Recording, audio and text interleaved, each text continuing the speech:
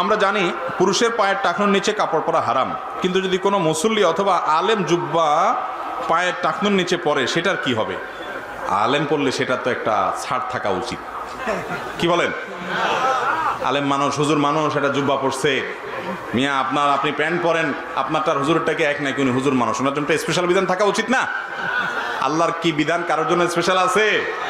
হুজুর সাহেব যদি জুব্বা পরে ওটা যদি টাকনুর নিচে যায় ওইটাও হারাম, যেমন আপনার প্যান্ট টাকনুর নিচে গেলে হারাম। কথা কি বুঝতে পারছি?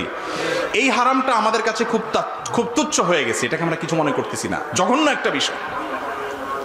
সৌদি আরবে বিশেষ করে মানুষ জুব্বা পরে যে, বা মিডিল ইস্টে জুব্বা পরে যে, বেশিরভাগ জুব্বাই সাধারণ মানুষ যারা আর কি আলেম ওলামাতে দিনদার কথা বলি না, তাদের জুব্বাগুলো বেশিরভাগ টাকনুর নিচে চলে যায়। এটা দেখে আমাদের দেশে মানুষ বলে এত বড় হুজুর, কত লম্বা জুব্বা, মাশাআল্লাহ, সে টাকনুর নিচে পড়ে আর আমাদের হুজুররা কি কয় এসব। তো লম্বা জুব্বা দেখে আপনি বড় হুজুর মনে করার কোনো কারণ নাই, ওটা তাদের দেশীয় পোশাক, তারা সেজন্য পরে। কিন্তু টাকনুর নিচে পড়লে, হুজুর পড়লে, জুব্বা পড়লে সেটাও কি হবে? হারাম হবে। চাদর পড়লে সেটাও হারাম। হ্যাঁ, মোজা থাকতে পারে, ওটার নিচের, ওই জিনিসটাই নিচের। দোকানদার 300 টাকা মাল বিক্রি করার পর 500 টাকা পরে 300 টাকার মাল টাকা দাবি করে। বুঝি নেই। দোকানদার 300 টাকায় মাল বিক্রি করার পর 500 টাকা দাবি করে, তাহলে এটা জায়েজ আছে কিনা? দোকানদারের সাথে কাস্টমারের কেনা বেচা যদি হয়ে যায়, চুক্তি শেষ, ভাই 300 দিলাম, কাস্টমার বলল নিলাম, বেচা কিনি শেষ, এরপরে দোকানদার যদি মাল দাম বাড়াইতে চায় সে অধিকার দোকানদারের আর নাই। এমনকি কাস্টমারও যদি বলে দাম কমায় দিব, সে অধিকারও তার নাই। হ্যাঁ, যদি এমন হয় যে দোকানদার ঠকাইছে, তারে দামটা বাড়ায়া বলছে, জিনিস যেটা বলছে আরেকটা দিছে, এরকম যদি কোনো প্রতারণা হয় তাহলে ভিন্ন কথা, আলোচনা সাপেক্ষে সেটার ন্যায্য মূল্য প্রাপ্য হবে সে। কিন্তু 300 টাকা চুক্তি হয়ে গেছে, কেনাকাটা হয়ে গেছে, এখন গড়িমসি করবে, এটা করলে কি হবে? জায়েজ হবে না। চুক্তি হয়ে গেলে সেটা ঠিক রাখতে হবে। এরপর প্রশ্ন, বর্তমানে আর্সেনিকযুক্ত টিউবওয়েল বসানো সময় গোবর দেওয়া হয়, তাহলে ওই টিউবওয়েলের পানি খাওয়া কি জায়েজ হবে? খুব সুন্দর একটা প্রশ্ন এবং প্রয়োজনীয় প্রশ্ন। টিউবওয়েল বসানোর সময় যদি গোবর দেওয়ার দরকার হয়, পানি উত্তোলনের যে প্রসেস আছে সেই প্রসেসের অংশ হিসাবে, প্রক্রিয়ার অংশ হিসাবে যদি এরকম করা লাগে, তাহলে সেই গোবর দেওয়ার পরে যে পানি উত্তোলন করা হয়, অনেক পানি তো ফেলে দিতে হয়, তারপরে না এক সময় পানি খায়, তাই না? যেহেতু পানি ফেলে দিতে হয়, ফেলতে ফেলতে ফেলতে ফেলতে যদি গোবরের গন্ধ আর না থাকে, ফ্রেশ পানি আসে, তখন ওই পানি খেতে কোনো অসুবিধা নাই। অর্থাৎ আপনি গোবর দিয়েছেন, এরপরে ওই টিউবওয়েলে পানি খাবেন, সেটা জায়েজ হবে যদি গোবরের পানি যেগুলো সেগুলো চেপে চেপে চেপে আপনি দূর করে ফেলেন, এরপরে ফ্রেশ পানি আসে, তাহলে ওটা খাইতে কোনো অসুবিধা নাই, ওটা জায়েজ আছে। অনেক সময় দেখা যায় যে বেশ কিছুদিন পর্যন্ত গন্ধ থাকে, তো গন্ধ যদি আপনার ডাইরেক্ট গোবরের গন্ধ থাকে এবং গোবরের কোনো আলামত পানিতে থাকে, তাহলে সে পানি খাওয়া কি হবে না? জায়েজ হবে না। এরপরে প্রশ্ন, কেউ যদি বেঁচে থাকাকালীন এমন ওসিয়ত করে যায় যেটা মৃত্যুর পর ওনার জন্য অকল্যাণ হবে, এমন ওসিয়ত রক্ষা করা যাবে কিনা?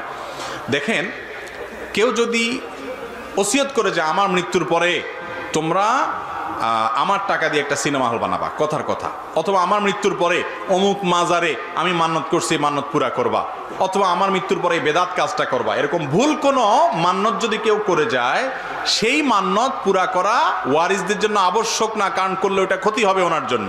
ওই মান্নত বরং ভঙ্গ করতে হবে, ওই ওসিয়ত ভঙ্গ করতে হবে। কথা কি বুঝাতে পারছি?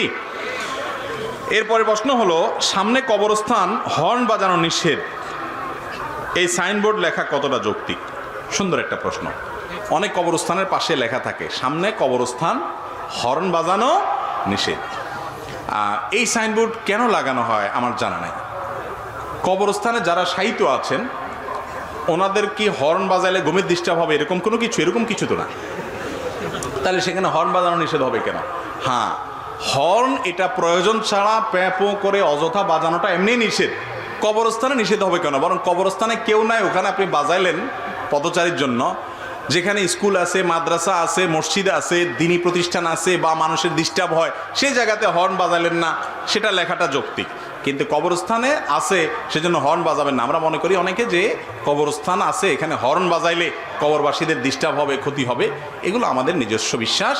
আমরা যতটুকু জানি কবরস্থানের ওখানে আশেপাশে আওয়াজ হলে কবরবাসীদের কোনো ক্ষতি হয় এমন কোনো কথা না। তবে হ্যাঁ, এটা ঠিক যে হর্নের মধ্যে বিশেষ করে কিছু কিছু হর্ন আছে যে হর্নগুলো আপনার কি বলা যায়, আজকাল তো কিছু হর্ন বাইর হয়েছে এমন আপনার যেটা মিউজিক্যাল ইনস্ট্রুমেন্ট ব্যবহার করে যেরকম হয় ওরকম। তো এরকম যদি হয়, বা আপনার কবরস্থানের প্রতি একটা শ্রদ্ধা থাকবে, একটা রোগ থাকবে, আপনি সেটা দেখে মৃত্যুর কথা স্মরণ হবে, সেরকম দায়িত্বশীল এবং শ্রদ্ধাপূর্ণ আচরণ আপনার থাকা উচিত। কিন্তু তাই বলে কবরস্থান আশেপাশে লোক যাচ্ছে, হর্ন বাজাইলে তাদেরকে সরাইলেন, এতে কোনো গুনাহ হবে, ব্যাপারটা সেরকম না।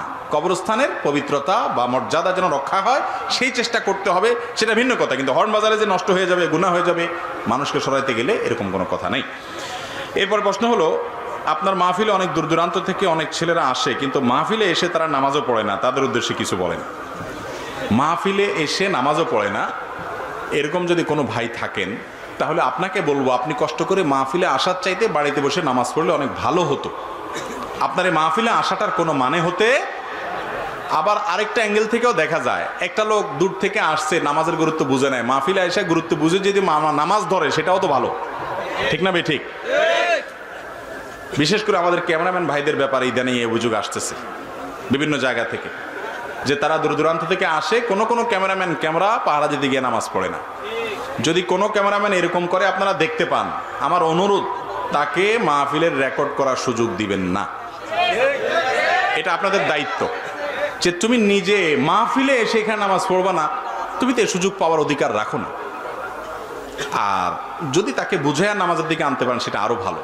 ভয় দেখাইতে পারেন আল্লাহ তাআলা, সেটা আরো ভালো, সে চেষ্টা করা উচিত। এরপরে প্রশ্ন হলো, আমরা বন্ধুরা সবাই যখন একত্রিত হই, তখন আমাদের মধ্যে খারাপ ও মন্দ কথাবার্তা বেশি চলে। এক্ষেত্রে আমাদের ইসলামের দৃষ্টিতে করণীয় কি? বন্ধুরা যদি একসাথ হন আর বসে খারাপ আলোচনা করেন, তাহলে বুঝতে হবে আপনার বন্ধু নির্বাচনে ভুল হয়েছে। আপনি এমন কিছু বন্ধু নির্বাচন করেছেন যাদের মধ্যে আল্লাহর ভয় নাই, যাদের মধ্যে রাসূল সাল্লাল্লাহু আলাইহি সাল্লামের হাদিসের ব্যাপারে সতর্কতা নাই, যাদের মধ্যে আখিরাতের ভয় নাই। খারাপ বন্ধু জাহান্নামে যাওয়ার অন্যতম বড় একটা কারণ, মনে রাখবেন। আল আখিল্লা বাদুহুম ইয়াওমাইদিন আদুউন লিবাদিন ইল্লাল মুত্তাকিন। দুনিয়ার বন্ধুরা আখিরাতে একজন আরেকজনের শত্রু হবে, টেনে টেনে জাহান্নামে নিয়ে যাবে। বলবে, আল্লাহ অমুক আমাকে খারাপ অভ্যাসে নিয়ে গেছে, অমুকের কারণে আমি খারাপ পথে গেছি। এই জন্য যেই বন্ধু আপনার, যে বন্ধুর আড্ডায় আপনার আল্লাহর কথা স্মরণ আসে না, পাপের কাজ হয়, সে আড্ডায় যাওয়া, সে বন্ধু রাখা জায়েজ নাই, হারাম। মনে রাখবেন, সৎসঙ্গে স্বর্গে বাস, অসৎসঙ্গে সর্বনাশ। এটা কোরআন হাদিসের কথা। অতএব যে বন্ধু খারাপ হয়, খারাপ আড্ডা দেয়, সেখানে যাবেন না, তার কাছে যাবেন না, অ্যাভয়েড করবেন। মা বাবার সাথে প্রায় সময় খারাপ ব্যবহার করে ফেলি। আমার প্রশ্ন হচ্ছে, আমি এ থেকে কিভাবে ফিরে আসব? মা বাবার সাথে যদি খারাপ ব্যবহার হয়ে থাকে, মানুষ হিসাবে আমাদের মধ্যে কখনো শয়তান আমাদের পশুত্বকে জাগ্রত করে বাবা মার সাথে বেয়াদবি করায় ফেলতে পারে, জোরে কথা হয়ে যেতে পারে। তাহলে করণীয় হলো, মনে হবে যখন, সঙ্গে সঙ্গে মা বাবার কাছে মাপ চেয়ে চোখের পানি ফেলে ওইটা মামলাটা নিষ্পত্তি করে নেবেন। তারা যদি মন থেকে বলে ঠিক আছে আমি খুশি হয়ে মাফ করে দিছি, তাহলে আপনি নিশ্চিন্ত হয়ে গেলেন। এরপরে আপনার মধ্যে ভয় থাকা উচিত, রাখা উচিত, সামনের জন্য সতর্ক থাকা উচিত। অনেক ছেলে আছে, মেয়ে আছে, মা বাবার সাথে বেয়াদবি করার পর বুঝতে পারছে যে আমার বেয়াদবি হয়ে গেছে, এরপরেও লজ্জায় করে মাপ চায় না। এই লজ্জাটা হলো ইমানের অঙ্গ না, এটা কুফুরির অঙ্গ, এটা শয়তান সৃষ্টি করে। যেই লজ্জা আপনাকে ভালো কাজ করতে বাধা দেয়, সেই লজ্জা কোনো প্রশংসনীয় লজ্জা হতে পারে না, ওই লজ্জা রাখা যাবে না। আকিকার অনুষ্ঠানে কোনো গিফট দেওয়ার নিষেধ থাকা সত্ত্বেও যদি কেউ গিফট নিয়ে আসে অথবা টাকা দিতে চায়, নেওয়া যাবে কিনা? ভাই, আকিকার অনুষ্ঠান, দাওয়াতের অনুষ্ঠানে আপনারা মানুষকে বলবেন খেয়ে যাবেন, আমাদের কোনো গিফট লাগবে না, নাকি টেবিল চেয়ার বসায় গিফট নেবেন? এই চাঁদাবাজি করবেন? এই চাঁদাবাজি করবেন না, এটা জায়েজ নাই, ঠিক না? আর যদি কেউ নিয়ে আসে খুশি মনে, আন্তরিকতার সাথে, মহব্বতের সাথে, সেটা গ্রহণ করতে কোনো অসুবিধা নাই। আমাদের জীবনে বিপদ আসে কেন? ভাই, বিপদ আসে কেন? বিপদ আসে কয়েক কারণে, তিনটার একটা। ইমানদারের জীবনে বিপদ আসে প্রথমত, আল্লাহ তাকে সতর্ক করতে চান। কোরআনে আল্লাহ তাআলা বলেছেন, লিউযীকাহুম বা'দাল্লাযী আমিলু, নিজেদের কোনো পাপের কারণে আল্লাহ তাকে সতর্ক করেন বিপদ দিয়ে, যাদের সে ফিরে আসে। এটা একটা উদ্দেশ্য। আরেকটা হলো বিপদ দিয়ে আল্লাহ তাআলা গুনাহ মাফ করেন তাকে। আর আরেকটা উদ্দেশ্য হলো বিপদ দিয়ে আল্লাহ তাআলা তার মর্যাদা বৃদ্ধি করেন। এই জন্য ইমানদারের বিপদে কখনো ক্ষতি নাই, যদি সে সবরটা করতে পারে, বিপদ এক সময় দূর হয়, সওয়াব তার আমলনামায় ঠিকই জমা হয়ে যায়। আল্লাহ তাআলা আমাদেরকে বিপদে সবর করার তৌফিক দান করুন। বাচ্চা হওয়ার 2 দিন পর ওই বাচ্চাটা মারা গেলে সে বাচ্চার আকিকা দিতে হবে কিনা? কোনো বাচ্চা জন্মের পর যদি 2 দিন পরে মারা যায়, তাহলে সে বাচ্চার আকিকা দিতে হবে না। কারণ আকিকা কত নম্বর দিনে দিতে হয়? 7 নম্বর দিনে, নাকি 7 দিন পরে? 7 নম্বর দিনে, 7 দিন পরে না, আকিকা দিতে হয় 7ম দিনে। 7ম দিন মানে হলো যেই দিনে জন্মগ্রহণ করেছে, যেই বারে জন্মগ্রহণ করেছে, সপ্তাহের ওই বারের আগের বারটা। ধরেন কথার কথা শুক্রবারে জন্মগ্রহণ করেছে, তাহলে আকিকা হবে পরের বৃহস্পতিবার, কারণ শুক্রবার 1, শনিবার 2, সোমবার 3, মঙ্গলবার 4, বুধবার 5, বৃহস্পতিবার 6। কেমনে হলো? হলো না তো, শনিবার গেছে, তাহলে শুক্রবার 1, শনিবার 2, রবিবার 3, সোমবার 4, মঙ্গলবার 5, বুধবার 6, বৃহস্পতিবার 7। যেই বারে জন্মগ্রহণ করবে আকিকা হবে তার আগের বার। মনে থাকবে তো? সহজ হিসাব। শনিবারে জন্মগ্রহণ করছে বাচ্চা, তাহলে আকিকা হবে কি বারে? শুক্রবারে, 7ম দিনে। এখন বাচ্চা জন্মের পরে যদি 2 দিন পরে দুনিয়া থেকেই চলে যায়, তাহলে তো আর আকিকা দেওয়ার সুযোগই থাকলো না, তাই না? এই জন্য তার আর আকিকা দিতে হবে না। এরপরে প্রশ্ন হলো, কবরের পাশে বারবার আসা যাওয়া করলে বারবারই কি সালাম দিতে হবে? হ্যাঁ, বারবারই সালাম দিতে হবে। যতবার সালাম দিবেন ততবার আপনি সওয়াব পাবেন। কবর জিয়ারত করার নিয়ত করবেন, সওয়াব অর্জন হবে। সালামুন আলাইকুম মানিত্তাবা, সালামুন আলাইকুম দারা কওমিল মুমিনিন ওয়া ইন্না ইনশাআল্লাহু বিকুম লাহিকুন নাসআলুল্লাহ লানা ওয়া লাকুমুল আফিয়া। কবর জিয়ারতের দোয়া।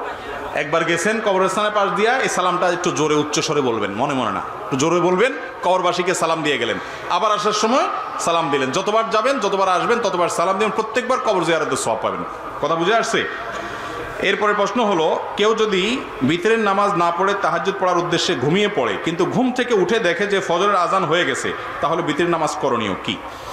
বিতরের নামাজ এটা রাতে পড়ে তারপরে শুইতে হবে ওই ব্যক্তির জন্য যে ব্যক্তি ভোর রাতে উঠবে না উঠবে তার ভয় আছে, আশঙ্কা আছে, নিশ্চিত না। যার ফজরে আগে ভোর রাতে তাহাজ্জুদ পড়ার অভ্যাস আছে আলহামদুলিল্লাহ, বা সে আজকে উঠবে সিরিয়াস, তাহলে সে বিতরকে অপেক্ষা রেখে সে ভোর রাতে পড়বে, ওইটাই উত্তম। আর যার ভোর রাতে উঠার কোনো নিশ্চয়তা নাই, তার জন্য আগে পড়াটাই উত্তম।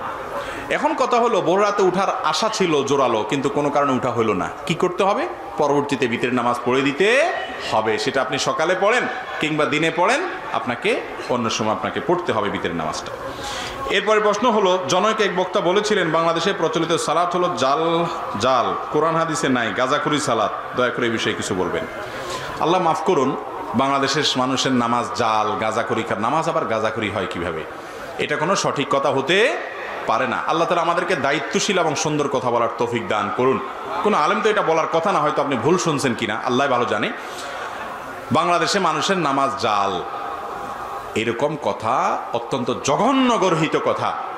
ফিকহি ইখতিলাফ যদি থাকে, তার কারণে সেই ইখতিলাফের ভিত্তিতে কোনো কিছুকে জাল বলা, বা একটা দুইটা মত পার্থক্যপূর্ণ বিষয় আপনার কাছে দ্বিমত মনে হচ্ছে, 2-4টা বিষয় আপনি ভিন্ন মত পোষণ করেন, সেজন্য গোটা নামাজকে জাল বলা, ভিন্ন মতের কারণে জাল বলে দেওয়া, এটা অত্যন্ত গর্হিত কথা, অনেক বড় কথা, জঘন্য কথা। এ ধরনের দায়িত্ব জ্ঞানহীন কথা বলা উচিত নয়।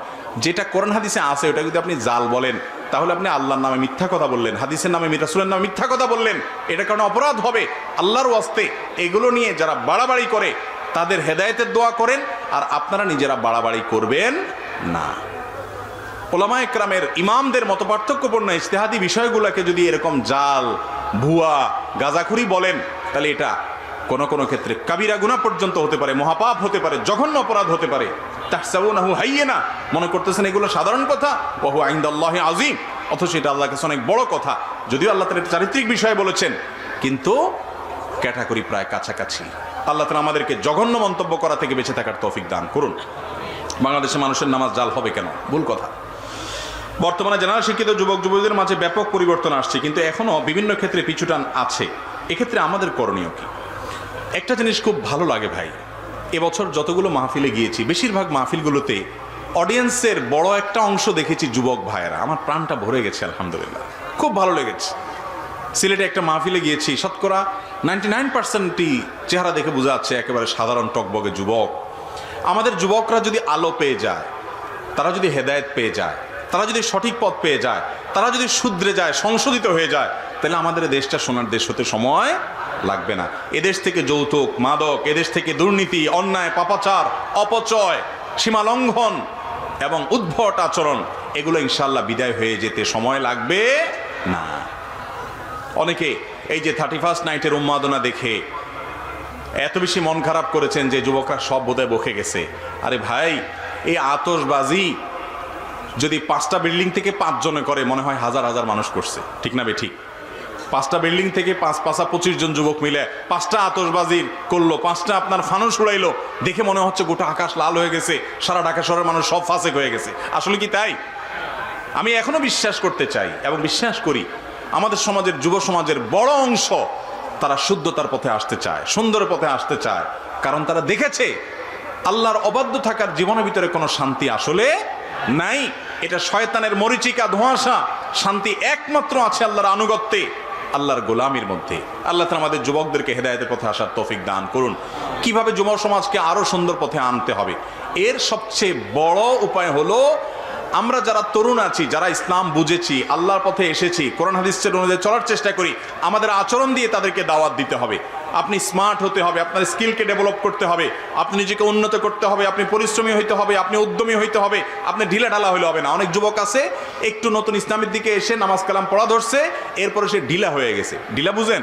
ঢিলা মানে এখন তার দুনিয়ার কাজ কামার ভালো লাগে না, সে শুধু মসজিদে বসে থাকতে ভালো লাগে। এটা হলো শয়তান তাকে নেক্সুরুতে ধোঁকা দিচ্ছে। কারণ ইসলাম বলে ফাইদা কুদিয়াতিস সালাহ ফান্তাশিরু ফিল আরদ, নামাজ শেষ, বের হয়ে যাও, জমিনে চলে যাও, কাজ করো। ইন্নাল্লাহা ইউহিব্বু ইযা আমিলা আহাদুকুম আমালান আন ইউতকিনাহু, যে কাজ করবা আল্লাহ পছন্দ করেন সেটা ভালোভাবে করবা। যুবক ঢিলাঢিলি করে কাজ করে কোনো কাজ করলে আল্লাহ সেটা কি করেন না, পছন্দ করেন না। অনেক যুবক আসে ইসলামের পথে আসলে এরপর তার কাছে আমার ভালো লাগে না, মা বাবা একটা জায়গা পাঠাবে, বাজার পাঠাবে, সে কিছু করতে ভালো লাগে না, তার কাছে আনমনা হয়ে থাকে। এটা শয়তানের ধোঁকা। আপনি ইবাদতের সময় ইবাদত করবেন, দুনিয়ার কাজ যখন করবেন সিরিয়াস মোডে দুনিয়ার কাজ করবেন, আপনার আদর্শ, আপনার আচরণ দেখে অন্য যুবকরা অনুপ্রাণিত হবে, অন্য ফ্যামিলি অনুপ্রাণিত হবে। আমরা বেশিরভাগ কথা দিয়ে মানুষকে দাওয়াত দিতে চাই। ভাই কথা দিয়ে তো দাওয়াত দিতে হবে, এটা মূল। আচরণ দিয়ে দাওয়াত দিলে সেটা হয় বেশি এফেক্টিভ, সেটা হয় বেশি প্রভাবশালী। আমরা আমাদের আচরণ দিয়ে যুবকদেরকে ইসলামের পথে আহ্বান করব, সুন্দর আচরণ দিয়ে করবো তো ইনশাআল্লাহ। এরপরে প্রশ্ন হলো, কুকুরের নাক যদি কাপড়ে লাগে তাহলে কি কাপড় নাপাক হয়ে যাবে? এই সমস্যাটা বিশেষ করে গ্রামাঞ্চলে, আজকাল শহরেও তো কুকুর ঘরে ঘরে মানুষ পালে। দেখেন, কুকুরের বিষয়ে, কুকুর আল্লাহর সৃষ্টি, এর অনেক উপকারী দিক আছে। বিশেষ করে পাহাড়ের কাজে এটাকে ব্যবহার করা যেতে পারে এবং সেটা শরীয়ত সিদ্ধ। কিন্তু কুকুরের যে লালা, এই লালা এটা নাপাক। যদি কোনো কাপড়ে লাগে কুকুরের লালা, তো যেই জায়গায় লালা লেগেছে ওই জায়গাটা ধুইতে হবে। এখন কুকুর যদি নাক দিয়া শোকে, দূর থেকে শুকলো, কাছাকাছি গেল, মানে টাচ করলো না, তাহলে সে কাপড় কি হবে না, নাপাক হবে। ওইটা নিয়ে কোনো টেনশন করার দরকার নেই, নামাজ পড়তে পারেন আপনি। যদি টাচ করছে সে এবং তার মুখ ঠোঁট লাগছে, তো ঠোঁট লাগা মানে লালা লাগতে পারে, কারণ কুকুরের সবসময় কি থাকে, মুখে লালা বাইরে হয়ে থাকে। এই জন্য তার মুখটা যদি লাগে, টাচ হয় আপনার কাপড়ে বা শরীরে, তাহলে যেই জায়গায় টাচ হয়েছে ওই জায়গাটা কি হয়েছে, নাপাক হয়েছে। ওই জায়গাটা কি করতে হবে, ধুয়ে ফেলতে হবে, ধুলে পাক হয়ে যাবে। কাপড়ে লাগছে জন্য পুরো কাপড় খুলে ফেলতে হবে, এটা জরুরি না। আপনার মনে চাইলে খুলে ফেলেন, আপনার ব্যাপার। কিন্তু যে জায়গায় লাগছে শুধু এটা ধুলে কি হয়ে যাবে, পাক হয়ে যাবে।